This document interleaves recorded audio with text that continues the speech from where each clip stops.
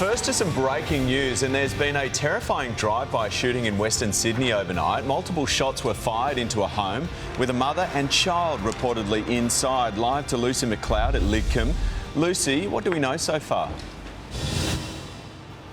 Well, Shervo, certainly very frightening. It was just after 10 o'clock last night that police were called to this property just behind me here in Lidcombe after reports of multiple gunshots at this house. I just wandered up to the front door before and you can really see those bullet holes right at the very handle of that door. Now, I did knock and I spoke to a resident who told me that it was an attempted home invasion. Inside that house last night was a mother and her child who were treated for shock. Now, a man in his 30s was also treated for minor injuries. Whether that's related to those bullet holes or not is yet to be confirmed. But I did speak to a couple of neighbours this morning, too scared to show their face, but this is what they had to say. Take a listen.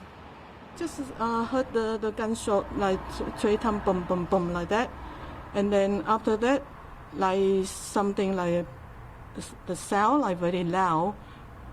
And then I can't tell what that sound is. And then after a while, about 5 minutes, and then I open the door, have a look, and then outside is very quiet.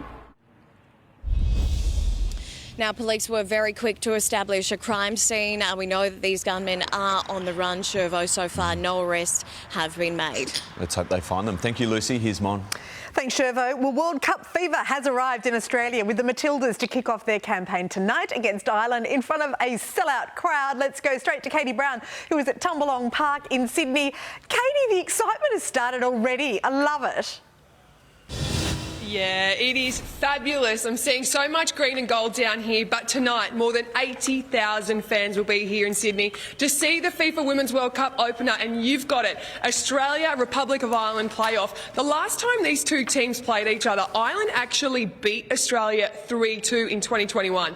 Not going to happen tonight, though. We have Sam Kerr leading the green and gold, the Tillies, and Ellie Carpenter, number 21. She returns from an ACL, which is huge. She's going to make a massive impact into that game. They arrived here in Sydney last night from Brisbane before playing in Melbourne only a few days earlier. So their preparations are just insane. How they all have to play internationally. They all meet back here in Australia, and now they're ready. This is the golden generation of the Matildas. They are ready to win. They've got to go one step further than the quarterfinals. Well, a couple of steps further to win that grand final. But I'm down here, like you mentioned, at the park, and we're inside the FIFA Museum. So take a look at this. 2019 World Cup. This is Sam Kerr's armband. The things they have in here is insane. Signed by her. Number 20 jersey. Now let me take you to another section. The Trailblazers. This is the third most looked at picture in football world. So that's Brandy Chastain, the American.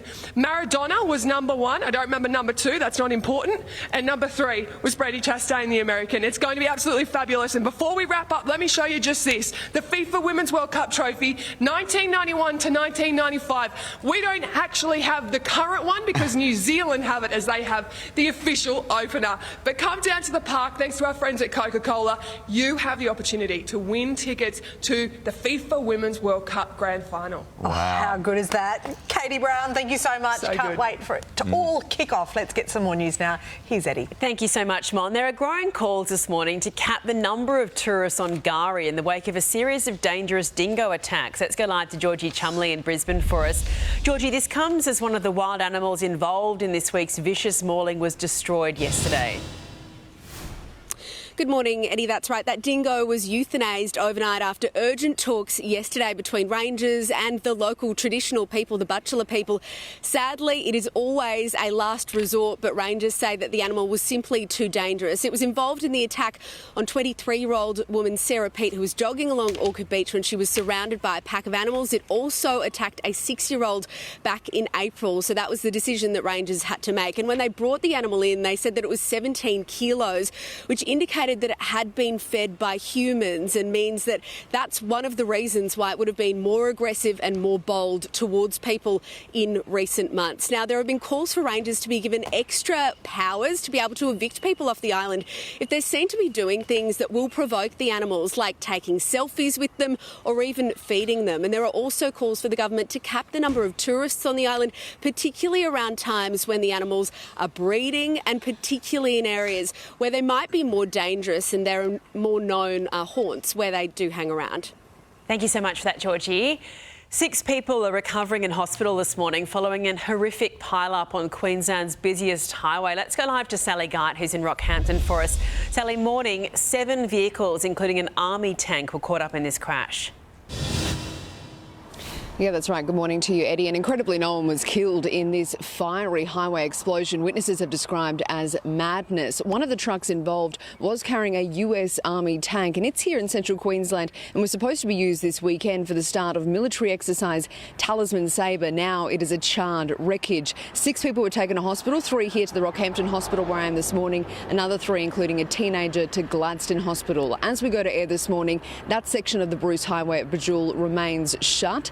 Some of the vehicles, including tanks, have been removed from the scene, but authorities are yet to assess the road damage in order to reopen the roadway.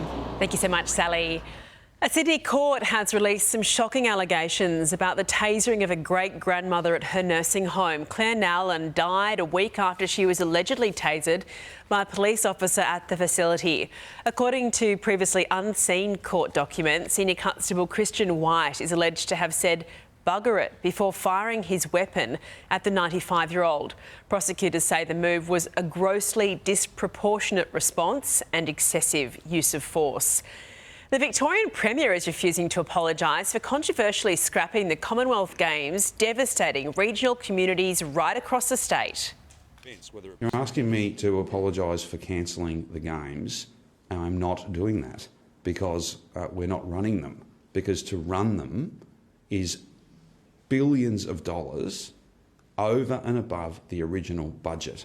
The international body is now facing growing calls to set up a permanent game for the homes. Let's bring in Tegan Doling, who's in Melbourne for us this morning. Tegan, this all comes as a secret report shows the government ignored expert advice 4 years ago.